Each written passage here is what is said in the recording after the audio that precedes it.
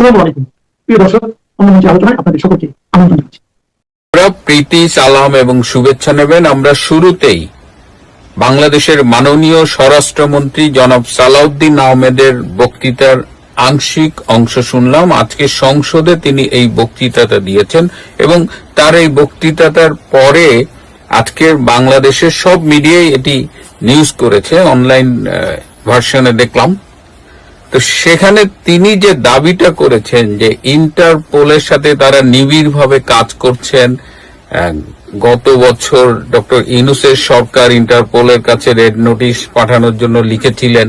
তো সব শুনে মনে হয়েছে যে বাংলাদেশের পুলিশের তৎপরতা এবং ইন্টারপোলের রেড অ্যালার্টের ভিত্তিতে দুবাই পুলিশের সাবেক আইজি বেনজির আহমেদকে গ্রেপ্তার করেছে। কিন্তু আসলেই কি ঘটনাটা তাই? দুবাইয়ে তো অনেক বড় বড় অপরাধী বাস করে, এটা আমরা শুনে এসেছি, এবং তাদের বিরুদ্ধে ইন্টারপোলের অনেক রেড অ্যালার্ট আছে। এই যে পাকিস্তানের দাউদ ইব্রাহিমের মতো এত হাই প্রোফাইল ক্রিমিনাল দুবাইয়ে বাস করে বলে আমরা শুনেছি। বাংলাদেশেরও অনেক অনেক ক্রিমিনাল বলেন, নেতা বলেন, যাদের বিরুদ্ধে অনেক মামলা রয়েছে, দুদকের মামলা, ফৌজদারি মামলা, তারা তো অনেক বছরের পর বছর দুবাই আছে, সেখানে ইন্টারপোল কাজ করে না। হঠাৎ করে পুলিশের একজন সাবেক আইজিপির বিরুদ্ধে ইন্টারপোল এত সক্রিয় হলো দুবাইয়ে, এখানেই কিন্তু আমাদের খটকাটা লেগেছিল। দুবাইয়ে ইন্টারপোল আদৌ তেমন সক্রিয় নয়, এটা আমি আপনাদের একটু মনে করিয়ে দিতে চাই, যেটা আমি যে কারণে এই ভূমিকাটা রাখলাম। বেনজির আহমেদ দুবাইয়ে আটক হয়েছেন, এটি সত্যি, কিন্তু মূল ঘটনাটা আমি আপনাদের শোনাতে চাই। 4 জন বাংলাদেশি ব্যবসায়ী, তার মধ্যে 4 নম্বর হলো বেনজির আহমেদ, এই 4 জন মিলে দুবাইয়ে একটি বিল্ডিং ভাড়া করে হোটেল ব্যবসা করতেন।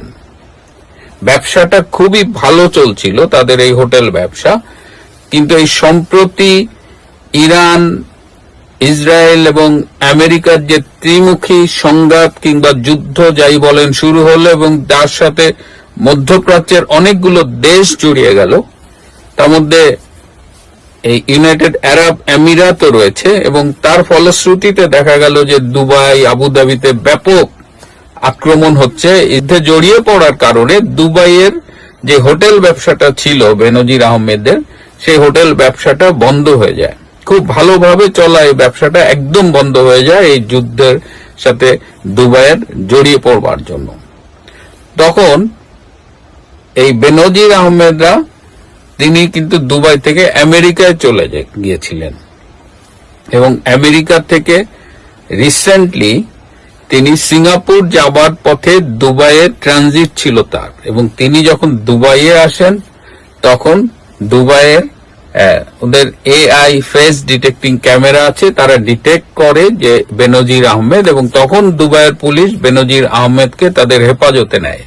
কারণ ওই যে বেনজির আহমেদ সহ 4 জন পার্টনার, তারা যে হোটেল ব্যবসাটা করতেন, হোটেল ব্যবসার চরম লসের মুখে তারা হোটেলটা রেখে চলে যায়, এবং এর ফলে হোটেলের ভাড়া বেশ কিছু টাকা সেটা মানে বাড়িওয়ালা পায়, যেটা পরিশোধ করা হয়নি। তার প্রেক্ষিতে ওই বাড়িওয়ালা দুবাইয়ে একটি মামলা করেছিলেন, যে মামলার 4 নম্বর আসামি হলো বেনজির আহমেদ, 1, 2, 3 নম্বর হলো আরো 3 জন বাংলাদেশি। তো সেই মামলার প্রেক্ষিতে দুবাইয়ে বেনজির আহমেদকে গ্রেপ্তার করা হয়েছে। এর সাথে বাংলাদেশ পুলিশের ইন্টারপোলের রেড অ্যালার্ট বা এইসব তৎপরতার কোনো সম্পর্ক নেই। কিন্তু আপনারা জানেন মধ্যপ্রাচ্যের এইসব দেশে যার অপরাধ যিনি করেছেন যে ভাড়া দেননি, তখন বাড়িওয়ালাকে যদি তার দেনা শোধ করে দেওয়া হয় তাহলেই কিন্তু তখন এই মামলাটি আর চলে না। তো এখন সেই নেগোসিয়েশন হচ্ছেন যে 4 জন পার্টনার যারা আছে তারা মিলে ওই বাড়িওয়ালা যে টাকাটা পান, যেটা বাকি পড়ে গিয়েছিল, সেই টাকাটা শোধ দেওয়ার প্রক্রিয়া চলছে, এবং সেই টাকা শোধ হলেই এই মামলা দুবাইয়ের স্টাইলেই চলবে। এখন আপনাদের আরো বেশি একটা ইন্টারেস্টিং তথ্য দিই, যে বেনজির আহমেদ তো 4 নম্বর আসামি, পার্টনার। এই হোটেল ব্যবসার একজন পার্টনার বর্তমানে বিএনপি থেকে নির্বাচিত চট্টগ্রামের একটি আসন থেকে তিনি এমপি নির্বাচিত হয়েছেন। এই হোটেলটার ডিটেলসও পেয়েছি। হোটেলটা হলো দুবাইয়ের দেওড়া এলাকায় মাতুল স্ট্রিটে রয়্যাল কনকর্ড হোটেল। আপনারা গুগলে সার্চ দিলে হোটেলটা পাবেন। এবং এই হোটেলে বিএনপির যে এমপি, রানিং এমপি বেনজির আহমেদের পার্টনার, তিনি হলেন চট্টগ্রাম 14 আসন থেকে নির্বাচিত আলহাজ জসিম উদ্দিন আহমেদ। এবং আলহাজ জসিমের সাথে বেনজির আহমেদের কিন্তু অনেক পুরনো সম্পর্ক। এবং এই হোটেলের যে আসল মালিক, যার কাছ থেকে তারা ভাড়া নিয়েছিলেন, তিনি আবার এই ইউনাইটেড আরব এমিরেটসের রয়্যাল ফ্যামিলির লোক। সুতরাং খুবই প্রভাবশালী হয়। তিনি এই মামলাটি করেছেন।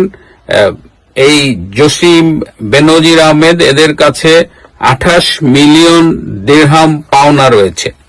আর এর আগেও তাদের বিরুদ্ধে আরো একটি মামলা হয়েছিল। তারা তুরস্ক থেকে ডান্সার এবং অন্যান্য মেয়েদের এনেছিল এবং সেখানেও কিছু সম্মানী ঠিকমতো দেওয়া হয়নি।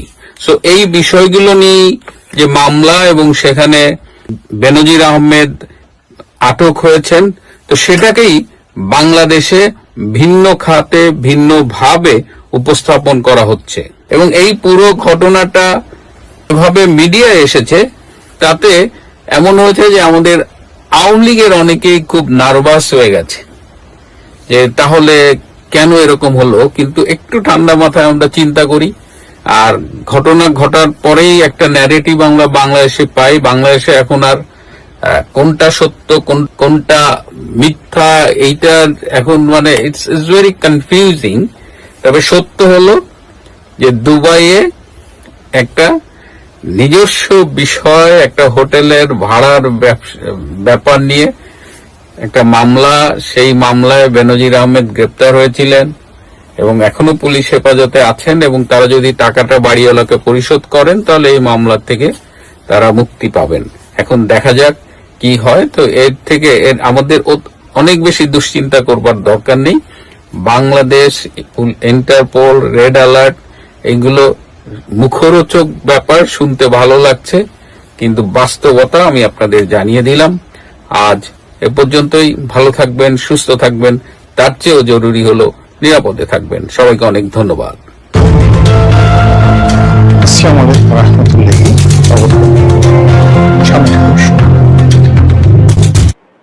আমাদের দেশে একটি সরকার পরিচালিত হচ্ছে, একটি সংসদ কার্যকর আছে, সংসদে একটি বিরোধী দল আছে। এর বাইরে রাজপথে বেশ কয়েকটি রাজনৈতিক দল আছে, প্রাচীন এবং ঐতিহ্যবাহী, যেমন ধরুন বাসদ, সিপিপি, যাদের সংসদের কোনো অংশীদারিত্ব নেই কিন্তু তারা রাজপথে আছে।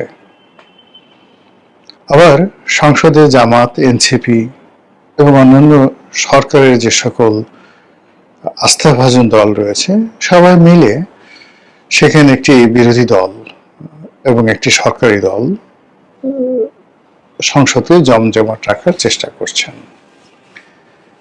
বিরোধী দল দাঁড়িয়ে সরকারের সমালোচনা করছে, প্রশংসা করছে, হাস্যরস করছে। আবার সরকারি দলের যারা লোকজন রয়েছেন, তারা বিরোধী দলকে কটাক্ষ করে নানা রকম কথাবার্তা বলার চেষ্টা করছেন। এর বাইরে রাজপথে আমরা কি দেখতে পাচ্ছি? রাজপথে এই মুহূর্তে কোনো লড়াই নেই, সংগ্রাম নেই। কেবলমাত্র ইসলামী ব্যাংকের যারা গ্রাহক, তারা ইসলামী ব্যাংকে নতুন প্রশাসক নিয়োগ কিংবা নতুন চেয়ারম্যান নিয়োগ নিয়ে বিরোধিতা করছে এবং সরকারের প্রতি অনাস্থা প্রকাশ করার জন্য, বা ইসলামী ব্যাংকের ম্যানেজমেন্টে নতুন কোনো যে পরিবর্তন হচ্ছে, সেই পরিবর্তনকে গ্রাহকরা আস্থা এবং বিশ্বাসের জায়গায় নিতে না পেরে গত এক সপ্তাহে প্রায় 3,500 কোটি টাকা সেখান থেকে গ্রাহকরা তাদের আমানত উত্তোলন করে নিয়ে গেছে। পরিস্থিতি সামাল দেওয়ার জন্য ইসলামী ব্যাংক কেন্দ্রীয় ব্যাংকের কাছে তারল্য সংকট মোকাবেলা করতে 10,000 কোটি টাকা তারা হাওলাত চেয়েছে, ঋণ চেয়েছে। এই যে যা কিছু বাংলাদেশে ঘটছে, এগুলো হলো মূল খবর। এর বাইরে যা কিছু হচ্ছে সেগুলো আসলে এরকম খবর নয়, এগুলো দুর্ঘটনা। কখনো হত্যাকাণ্ড ঘটছে, কখনো ধর্ষণ হচ্ছে, ছিনতাই হচ্ছে, সড়ক দুর্ঘটনা হচ্ছে, ইত্যাদি ইত্যাদি নানা রকম যাকে বলা হয় ঘটনা দুর্ঘটনার মধ্যে দিয়ে সারা বাংলায় টেকনাফ থেকে তেঁতুলিয়া পর্যন্ত 18 কোটি মানুষের মধ্যে 1800 কোটি চিন্তা চেতনা রসায়ন নানাভাবে কাজ করছে। এখন প্রশ্ন হলো যে এত কিছুর এই যে আয়োজন চলছে বা একটা রাষ্ট্র চলছে, বাজেট প্রণীত হচ্ছে, বাজেট সেশন চলছে, অনেক কিছুর দাম বাড়বে, অনেক কিছুর দাম কমে যাবে, অনেক ট্যাক্স বসবে, অনেক ট্যাক্স উঠে যাবে, ইত্যাদি নানা বিষয়ের পরেও মানুষের দৃষ্টি কোথায়? আর মানুষের মধ্যে হাহাকার কি, মানুষের মধ্যে অভাব কি? আপনি যদি গভীরভাবে চিন্তা করেন তাহলে আপনি দেখতে পাবেন যে রাজনীতিতে বিরাট একটা শূন্যতা কাজ করছে, ভীষণ রকম একটা শূন্যতা কাজ করছে। এবং এই শূন্যতা কোনো যেনতেন শূন্যতা নয়, নিঃসীম নীরবতা, হাহাকার। রাজনীতির ময়দানে আমরা যা কিছু দেখছি, সরকারি দল বিরোধী দল, কিন্তু এরপরে মনে হচ্ছে কে যেন নেই, কাকে যেন দরকার। সবাই উপস্থিত, কিন্তু এর মধ্যে মনে হচ্ছে কে যেন আসবে বা কে যেন আসবে না, ইত্যাদি নানা রকম পরিস্থিতি আমাদের গল্প, কবিতা, উপন্যাস থেকে শুরু করে সব জায়গাতে এটি মাথা ছাড়া দিয়ে উঠেছে। এই হতাশার চিত্র, না পাওয়ার বেদনা, পাওয়ার বেদনা, হারানোর বেদনা, এবং নতুন করে কোনো কিছু শুরু করতে না পারার যে ব্যর্থতা চিন্তা জগতে, অর্থনৈতিক জগতে, মন এবং মননে। তো এই যে আজকের যে অবস্থা, যারা আজকের এই অবস্থার জন্য দায়ী করতে চান তারা কেউ বিএনপিকে দায়ী করবে না। এমনকি ডক্টর মোহাম্মদ ইউনূসকে আংশিকভাবে দায়ী করা হলেও বর্তমানের যে সমস্যাগুলো রয়েছে এই সমস্যাগুলো কাটিয়ে ওঠার ক্ষেত্রে সবাই সরকার পক্ষের যারা লোকজন এক বাক্যে বলবে 17 বছরের দুঃশাসন, শেখ হাসিনার পারিবারিক শাসন, শেখ পরিবারের যাকে বলা হয় সিন্ডিকেট, এগুলোর কারণে বাংলাদেশ থেকে এই লক্ষ লক্ষ কোটি টাকা, billion billion dollar. Debapriya Bhattacharya নামক একজন ভদ্রলোক আছেন, তো তিনি হিসাব করে ইউনূস সরকারকে বুঝিয়ে দিয়েছিলেন যে 16 লক্ষ কোটি টাকা শেখ হাসিনার জমানাতে পাচার হয়েছে। তো এগুলোর আসলে অনেক আফটার ইফেক্ট আছে। এই ধরনের একেবারে 16 লক্ষ কোটি টাকা 2-4 হাজার কোটি টাকা কমও না, বেশিও না। আমরা যে একসঙ্গে 1 কোটি টাকা দেখিনি, তাদের কাছে 1 কোটিরও যে মূল্য, 1000 কোটি টাকার যে মূল্য, 100 কোটির মূল্য, লক্ষ কোটি টাকারও একইভাবে সেম মূল্য, 16 লক্ষ কোটি টাকা। ওরে বাবা রে বাবা, দেবপ্রিয় ভট্টাচার্য বের করে ফেলেছে। এবং একটা এই ধরনের অর্থনীতিবিদদের কারণে কিভাবে একটা সরকার ডুবে তার একটা উদাহরণ দেই।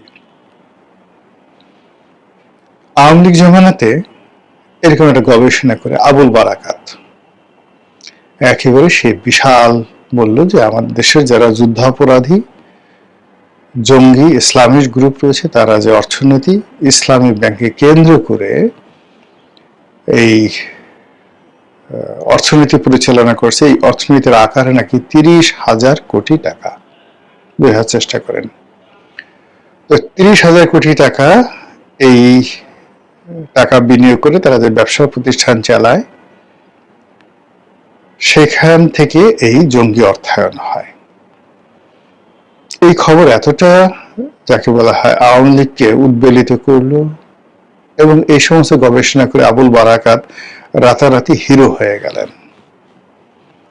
আওয়ামী লীগ যখন ক্ষমতা এলো, ক্ষমতা আসার সঙ্গে সঙ্গে প্রথম যে কাজটি করলো, সে কাজটি হলো ইসলামী ব্যাংক তারা কবজায় নিয়ে নিল।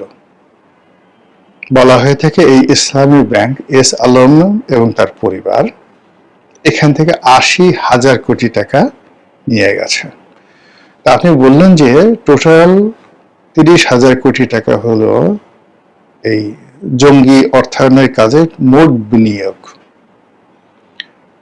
তার সেই মোট বিনিয়োগটিকে আপনি জঙ্গি অর্থায়ন যারা তাই বিনিয়োগ থেকে না করতে পারে, এই জন্য তাদের সেই ব্যবসা প্রতিষ্ঠান এগুলোতে আপনি সরকারি কর্তৃত্ব বাড়ালেন, তাদেরকে বের করে দিলেন, আর বিনিময়ে অন্য সব বাদ, কেবলমাত্র সেই এস আলম তারা নিয়ে গেল ৮০,০০০ কোটি টাকা।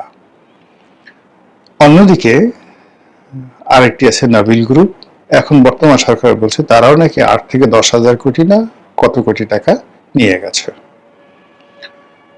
তারপর সংসদে দাঁড়িয়ে সালাউদ্দিন সাহেব স্বরাষ্ট্রমন্ত্রী বলেছেন যে গত কয়েক বছরে ইসলামী ব্যাংক প্রায় ২২,০০০ কোটি টাকা তসরুপ করেছে, তার মধ্যে ১১,০০০ কোটি টাকা এই নির্বাচনের কয়েকদিন আগে, জাস্ট যে নির্বাচন হলো সেই কয়েকদিন আগে তারা তসরুপ করেছে এবং জামাতকে ফান্ডিং করেছে।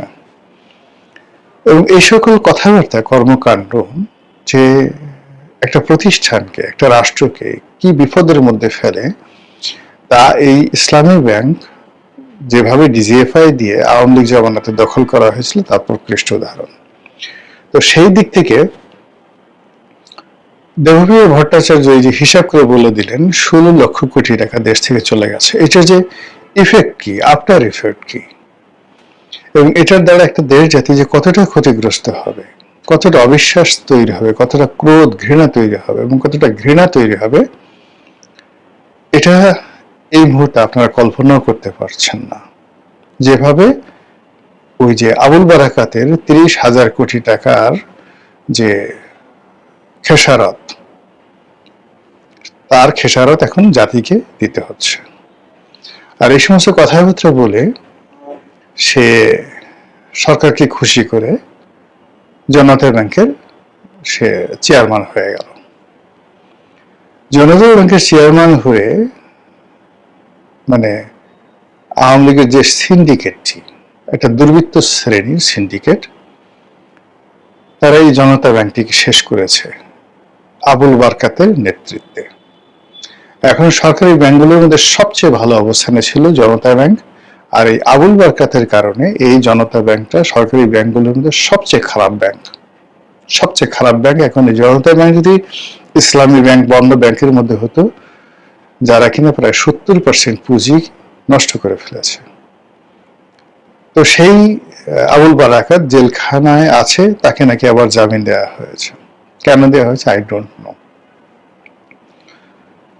তো সেই আবুল বারাকাত এই জনতা ব্যাংকটাকে শুধু বসায়নি, তার সঙ্গে সঙ্গে শেখ হাসিনাকে নোবেল পুরস্কার এনে দেওয়ার জন্য জনতা ব্যাংক এবং সোনালী ব্যাংক, এই সমস্ত যে সরকারি ব্যাংকগুলো রয়েছে, সেই সরকারি ব্যাংকের বড় বড় যারা ডিফল্টার, ইনক্লুডিং হলমার্ক কেলেঙ্কারির যে নায়ক, যিনি হলমার্কের মালিক, আমার লোকটার নাম মনে নাই, এই তার অর্থায়নে এই আবুল বারকাত এবং অন্যান্য ব্যাংকের যারা চেয়ারম্যান, সরকারি ব্যাংকের চেয়ারম্যান, সদল বলে এরা প্রায় অনেক দিন আমেরিকাতে গিয়ে তারা এই প্লেজার ট্রিপ দিয়েছে, আর শেখ হাসিনাকে বুঝিয়েছে তার নোবেল পুরস্কার পাওয়ার জন্য তারা সেখানে তদবির করতে গেছে।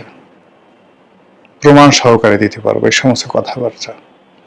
আর শেখ হাসিনা এদের কথা বিশ্বাস করে জীবনের শেষ দিন পর্যন্ত সে একটা নোবেল পুরস্কার পাবে এই আশায় চাতক পাখির মতো সে বসেছিলেন। আর তার এই আকাঙ্ক্ষাকে কেন্দ্র করে আবুল বারাকাতদের মতো যারা তথাকথিত শিক্ষিত, তথাকথিত বুদ্ধিজীবী, তথাকথিত অর্থনীতিবিদ, তারা পুরো আওয়ামী লীগকে শেষ করে দিয়েছে এবং আওয়ামী লীগের 6 কোটি মানুষকে এই এদের মতো বুদ্ধিজীবীরা বিপদে ফেলেছে।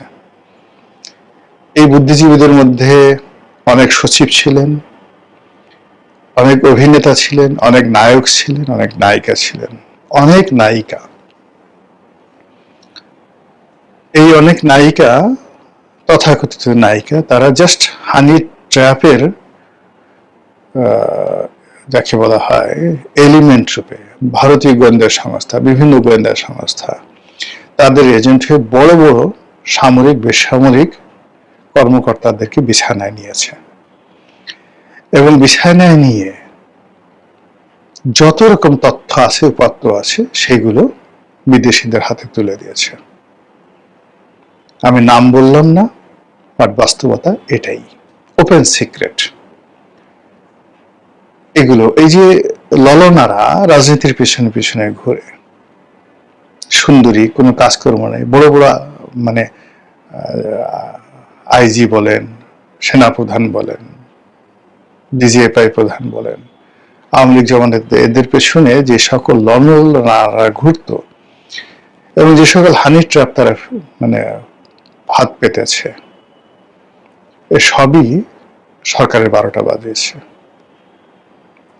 তার ফলে কি হলো, এই যে আওয়ামী লীগ, আপনি যদি নেতিবাচক কথা বলতে চান, কোনো অবস্থাতে আওয়ামী লীগকে বাদ দিয়ে কোনো কথা বলতে পারবেন না, এটা যেমন সত্য।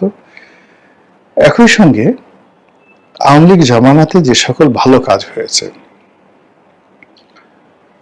অর্থনীতির একটা গতি ছিল, উন্নয়নের একটা ধারা ছিল, অনেক ক্ষেত্রে সুশাসন ছিল,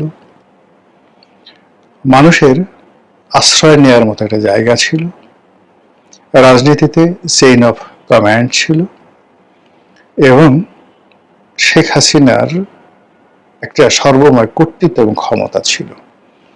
আপনি সেটা থেকে কিম জং এর সাথে তুলনা করেন, কিংবা হিটলার বলেন, মুসলিনি বলেন, ফ্যাসিস্ট বলেন, does not matter. Sheikh Hasina যেটা চাইতো সেটাই এ বাংলায় হতো, ভালো অথবা মন্দ। যেটি 1%ও করতে পারেননি ডক্টর মোহাম্মদ ইউনূস। তার জামানাতে তাকে মনে হয়েছে he is just like a puppet, just like a puppet. আবার অন্যদিকে বর্তমান সরকার 100 দিনের মধ্যে ক্ষমতায় এসে অনেক সুন্দর সুন্দর কথা বলেছে, বিনয় দেখেছে, ভদ্রতা দেখেছে, কিন্তু কাজের কাজ করতে পারেনি। চাঁদাবাজি বন্ধ হয়নি, দুর্নীতি বন্ধ হয়নি, অনিয়ম বন্ধ হয়নি, সরকারি কাজকর্মে কোনো গতি আসেনি। মন্ত্রীরা সবাই ফাটাকেষ্ট হয়ে নানা রকম নাটক তৈরি করছেন, বিভিন্ন সরকারি অফিসে যাচ্ছেন, একে বরখাস্ত করছেন, ওর ঘুষ ধরছেন, ওর দুর্নীতি ধরছেন, কিন্তু ঘোড়ার ডিম কিছুই হচ্ছে না। কিন্তু শেখ হাসিনা যদি বলতেন যে তোকে লবণ দিয়ে, আদা দিয়ে, মরিচ দিয়ে বাটিয়ে বাটিয়ে খেয়ে ফেলবো, সেটাই হতো। শেখ হাসিনা তিনি বলতেন যে চাকরি শেষ, মুহূর্তের মধ্যে চাকরি শেষ। আর শেখ হাসিনা তিনি বলতেন যে এটা কর, সাথে সাথে সেটা হয়ে যেত। এখন এই সময়টিতে এসে মানুষ যখন একটা বিশৃঙ্খল অবস্থার মধ্যে পড়ছে, তখন তারা ওই যে আওয়ামী লীগ জমানাতে যে রামদা পার্টি ছিল, ছাত্রলীগ ছিল, যুবলীগ ছিল, এই জিনিসগুলো ভুলে গেছে।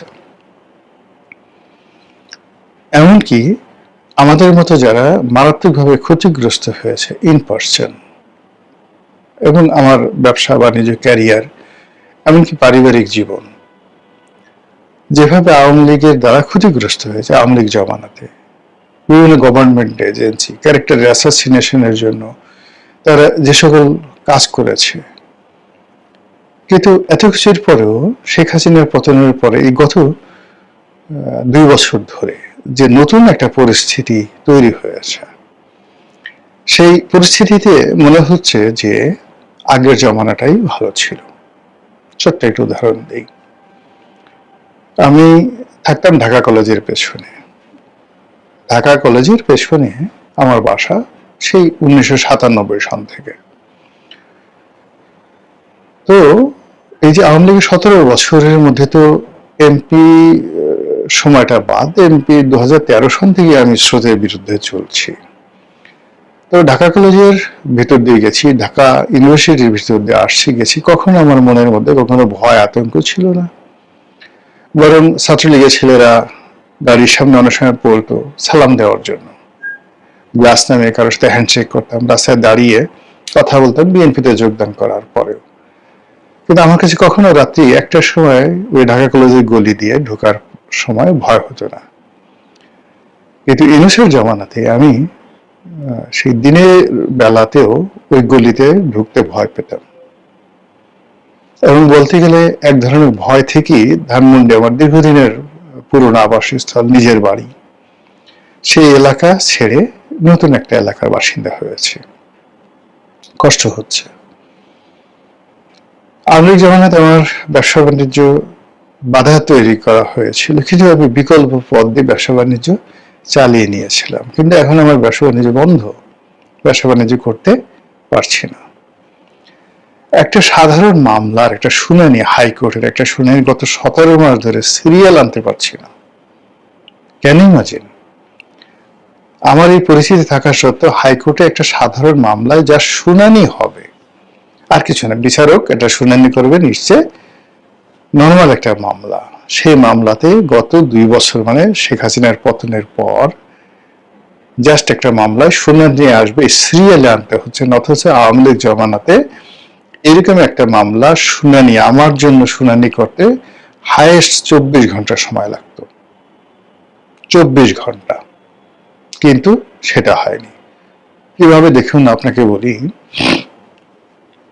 একটা লেখা লিখলাম বাংলাদেশ প্রতিদিনে, সুন্দরী সুজানা 2 বিরুদ্ধে 1 উকিল। 3টি মামলা হলো বাংলাদেশ প্রতিদিনের সম্পাদক, আমার বিরুদ্ধে এবং প্রকাশকের বিরুদ্ধে। ঢাকা বার মামলা করলো, সিলেট বার মামলা করলো, রাজশাহী বার মামলা করলো। আমি এবং তারা যেভাবে বার মামলা করলো, মানে ঢাকা বারের 35,000 উকিল বার, মানে ঢাকা মানে আইনজীবী সমিতি মামলা করলো, এজ এ পার্সন না, এজ এ সমিতি। তেমনি সিলেট বার মামলা করলো, রাজশাহী বার মামলা করলো। সেই মামলায় নর্মালি হাইকোর্টে, যেহেতু এটা মামলায় জামিনযোগ্য দ্বারা হাইকোর্টে আসা যায় না, সেই মামলা আমি হাইকোর্ট থেকে আগাম জামিন নিলাম আওয়ামী লীগ জামানাতে। আবার আগাম জামিন নেওয়ার পরে সেই মামলা আবার আমি শুধুমাত্র হাজিরা দিলাম। নর্মালি যখন ক্রিমিনাল কেস হবে, সেই ক্রিমিনাল কেসের চার্জ ফ্রেম না হওয়া পর্যন্ত আপনি কোয়াশমেন্টে যেতে পারবেন না।